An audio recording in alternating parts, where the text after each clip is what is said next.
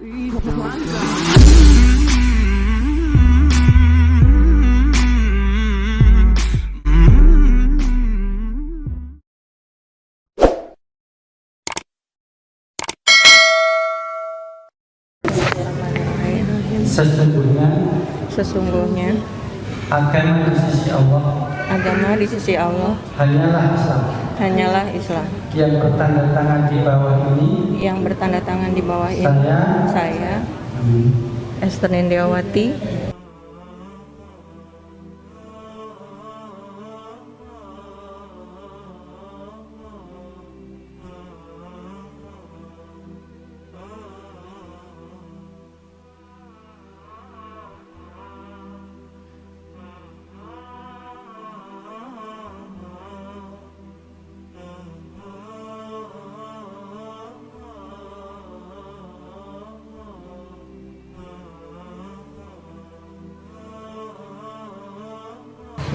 Assalamualaikum warahmatullahi wabarakatuh.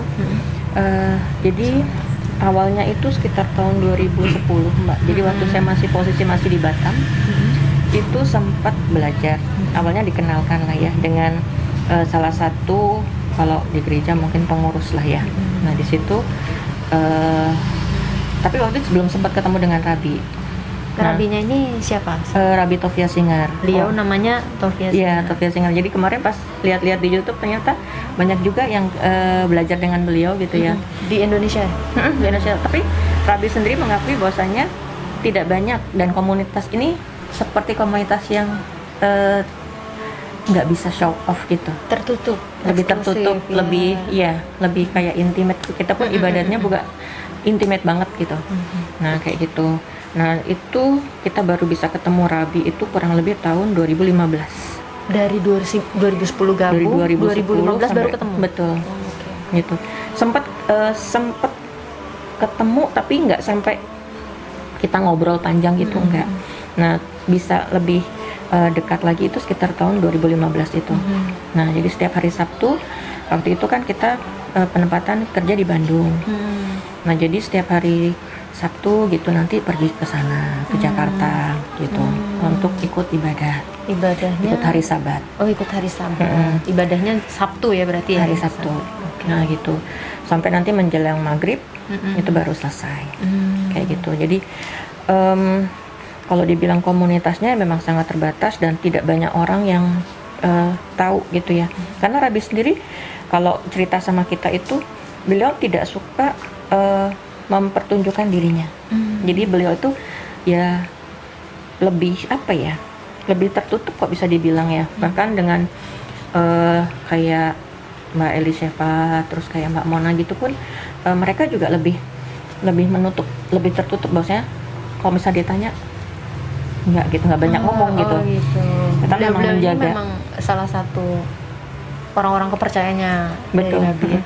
Dan kita memang harus benar-benar menjaga Rabi gitu. Karena di Indonesia pun untuk perizinan Rabi masuk itu nggak mudah.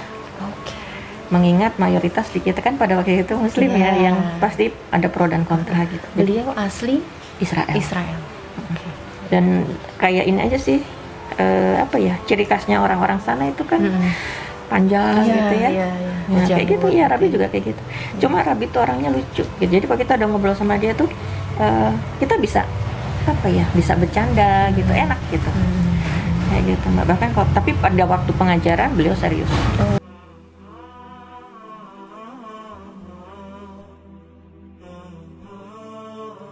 Waktu di Bandung kami masih belajar agama Yahudi nih ceritanya, sampai kami pergi ke Jakarta. Di Jakarta setiap hari Sabtu itu kami bertemu dengan seorang rabi. Jadi rabi itu kan panggilan untuk imamnya agama Yahudi ya. Nah sempat kami ngobrol dan beliau memang asli orang Israel. Nah itu belajar sama beliau. Nah ternyata dari situ kami berdua setiap kali pulang gitu kami selalu diskusi gitu ya Mbak. Ternyata antara agama mereka dengan Islam itu hampir sama ya. Kita nggak ada pikiran nggak ada, tapi kita sering kali ngobrol ya. Comparison kayak apa yang kita dapat hari ini. Coba buat telaah bareng-bareng. Terakhir waktu itu ada kendala ya Ma? Rabi ke Bali. Rabi mutusin karena ada masalah sama pribadi dia di Jakarta, jadi Rabi mutusin buat pindah ke Bali. Di situ Rabi juga sempat ngomong kalau mamanya masih pengen belajar, nggak apa-apa, belajar aja agama Islam karena emang nggak beda jauh. Rabinya sendiri nyaranin di situ. Terus Rabi bilang kalau pengen belajar lagi, belajar aja agama Islam, soalnya yang paling sama plek itu agama Islam gitu. Di situ tidak menyarankan untuk balik lagi. nggak boleh. Waktu itu yang dipakai apa? Kitabnya, Pakai kitabnya Torah. pakai kitab Torah. Jadi kalau tapi dalam hal Torah itu kalau untuk perempuan itu nggak bisa sembarangan kita pegang Torah. Oh, oke. Jadi makanya ada fotokopi itu. Ya, ya, ya. Nah jadi kalau Itu aslinya teksnya apa? Bahasa Ibrani. Bahasa Ibrani ya. bahasa sana asli Berarti untuk yang diberikan ke jemaatnya, apa manggilnya jemaat atau apa? enggak sih bilang Enggak ya. enggak. Oh, itu teks Indonesia apa? Ada teks Indonesia tapi ada juga kayak ini ya, kalau misalnya di atasnya huruf Arab nanti di bawahnya tuh huruf tulisannya abjad tapi bacaannya tetap bacaan Arab gitu loh. Kayak sih Latin namanya? ya, kayak Latinnya ya. Latinnya lah, Latin dari bahasa Arab kayak gitu.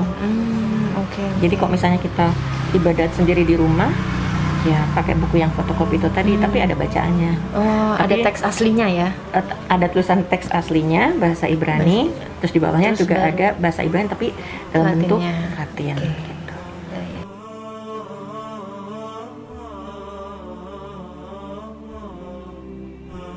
Seringkali itu Allah memberikan kita kado tidak dibungkus dengan kertas kado yang indah, tapi dibungkus dengan kertas yang usang.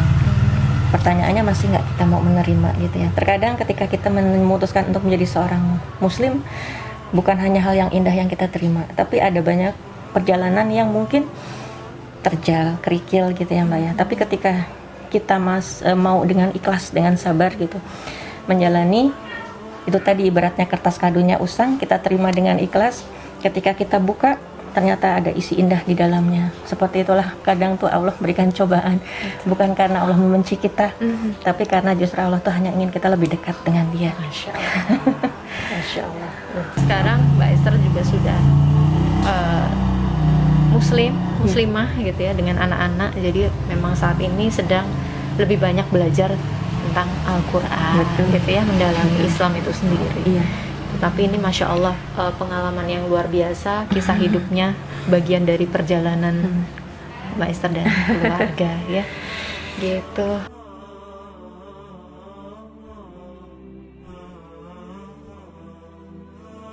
Jazakumullah khairan katsir, barakallahu fikum, wassalamualaikum warahmatullahi wabarakatuh.